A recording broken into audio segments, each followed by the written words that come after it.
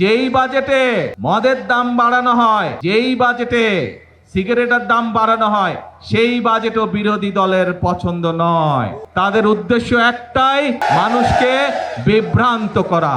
আমরা ট্যাক্স বাড়িয়েছি কিসে? আমরা ট্যাক্স বাড়িয়েছি মদের উপরে। আমরা ট্যাক্স বাড়িয়েছি কিসে?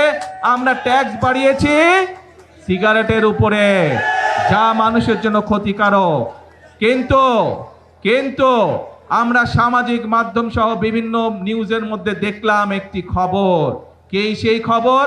বিরোধী দল দেখলাম বলছে যে এই বাজেট তারা মানে না, গণবিরোধী বাজেট মানে না। প্রিয় ভাই বোনেরা, আপনাদের কাছে আমি প্রশ্ন রেখে যেতে চাই, যেই বাজেটে ট্যাক্স কমানো হয় সেই বাজেটও বিরোধী দল মানে না।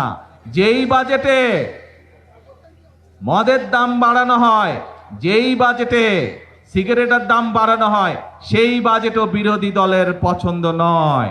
তাহলে এবার বিরোধী দলের উদ্দেশ্য বুঝতে পেরেছেন, লক্ষ্য বুঝতে পেরেছেন?